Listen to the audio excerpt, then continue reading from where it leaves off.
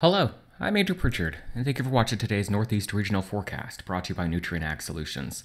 Well, a snapshot look at the precipitation forecast for the next 2 weeks. First, your week one on the left, dealing with the pattern right now with the ridge over the central United States, keeping things most active from the northern plains into parts of the Great Lakes. Still seeing some close to average, if not pockets of above average precipitation here across the northeast region. A lot of that going to be from the remnants of Barry here over the next few days. Looking at the week that follows here, July 23rd through the 29th, we're going to take that ridge and we're going to move it off to the west just slightly, bringing northwest flow across the Corn Belt and the Great Lakes. And that's going to keep things cooler and wetter in parts of the northeast region as well as we get to the last half of the month of July.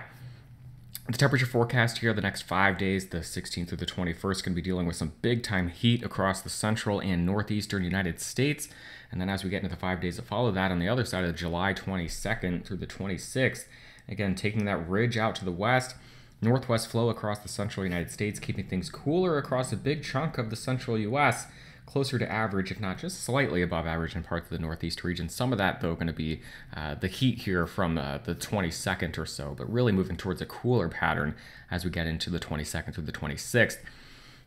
The hazards map from the National Weather Service right now, most active in the central U.S. We've got excessive heat watches already building in here, and then flood advisories from the remnants of Barry making their way north across the lower Mississippi Valley. The last 48 hours precipitation right now, obviously, we've got Barry making its way northward, very heavy precipitation over the lower Mississippi River.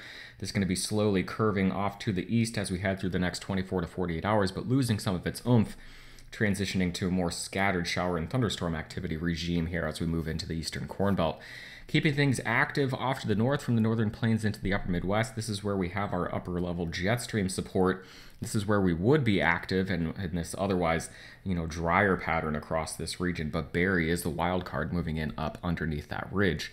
A look at the infrared satellite picture right now. So looking at the temperature of the cloud tops, we can see the circulation of Barry right now making its way through the Ohio River Valley, making that turn off to the northeast, and then watching thunderstorm clusters across parts of the Dakotas into the upper Midwest as we wake up here on Tuesday morning. A look at the radar loop right now. Again, here comes Barry. It made its way up from the Gulf of Mexico, now curving off to the east, and then watching these thunderstorm clusters again across parts of the Dakotas, parts of the upper Midwest, with the upper level jet stream support strongest in this region. A look at the high-resolution NAM model, just taking the loop out through the next 2.5 days here into the middle part of the week. We can watch Barry's remnants make their way into the picture here on the left side. Again, transitioning to a regime now where this circulation supports the development of scattered showers and storms each day, not dealing with the heavy, widespread rain that we saw when the system was closer to the Gulf of Mexico. The remnants here making their way through, though. Wednesday seems to be the bulk of the activity here across Pennsylvania and New York, getting into New Jersey by the time we get to Wednesday evening. The circulation makes its way offshore then by the time we get to early Thursday, seeing precipitation really start to come to an end across the region. So the heaviest precipitation from Barry's remnants probably making their way right through this region. So we look at the total accumulated precipitation forecast. This is from the high-resolution NAM model, and this is just the straight radar or straight raw data here. So of course it's not going to end up looking exactly like this, but you can kind of pick out the theme here with the heavier precipitation from Barry's remnants making their way off along and south of this line, drier off to the north. If we check in with the jet stream and where we're headed here over the next week, we'll go ahead and we'll step through time with this as we get into the weekend, building the ridge off to the west across the central United States. The jet stream kind of parking in this area, and that's what allows us to be very hot underneath that ridge from the central plains into a big chunk of the northeast region. A lot of us here in the northeast going to be baking in these temperatures in the 90s, dew points in the 70s, giving us heat indices, which is what the temperature feels like to our skin here, above 100 degrees. You can see the core of the heat here as we look at temperature anomalies. We'll do the same thing here as we loop this out, seeing the core of the heat really building over the region here Thursday and Friday. This is when we see those really strong heat anomalies or temperature anomalies here again. This takes us here Thursday, Friday, Saturday, and then Sunday is when we start to see things break. There you see that transition getting from the warmer colors into the blue and the greens, which is cooler than average temperatures, cooler air mass that moves into the area here. This would be Monday, Tuesday, and Wednesday, seeing that shift. So it looks like a Thursday, Friday, Saturday, Sunday heat wave transitioning Monday, getting into midweek next week, really cooling things down. Look at the core of the heat here, though. We've got Thursday in the top left, Friday, Saturday, and then Sunday in the bottom right. This is when we see the core of that heat. Not as much in the northeast region on Thursday, but really building in by the time we get to Friday, Saturday, and Sunday.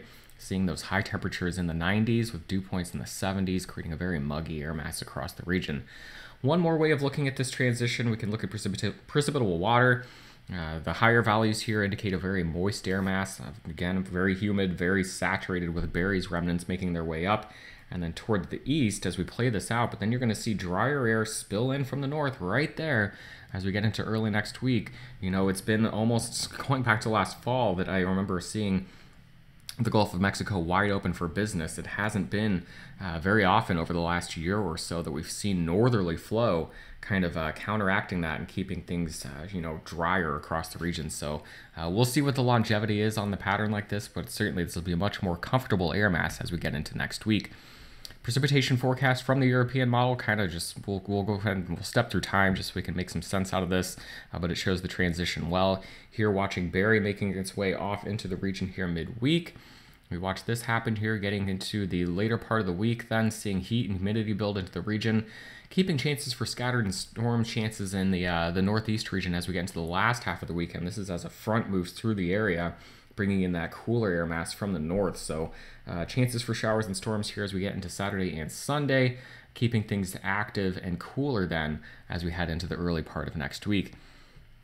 Here the GFS model shows us a very similar picture. We'll go ahead and we'll just play the loop. Here is the ridge strengthening over the weekend, and then over the early next week into mid next week, shifting the ridge off to the west, bringing in a pattern like this, a flow pattern with northwest flow across the Great Lakes into the northeast region, keeping us cooler and much more comfortable.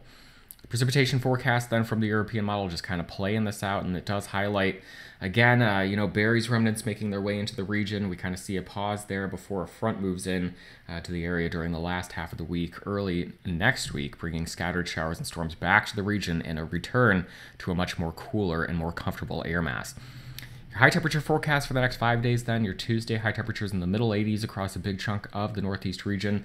Slightly cooler as berries remnants make their way into the region Wednesday and Thursday, but then the heat and humidity kicks in for the weekend Friday. And your Saturday high temperatures in the upper 80s to the lower 90s across a big chunk of the region. As always, Eric Snodgrass will have an in-depth look at the evolution of the next 1 to 2 weeks in our Thursday morning ag forecast video. And I'll have your next Northeast Regional forecast update for you right here on Friday. Have a great day.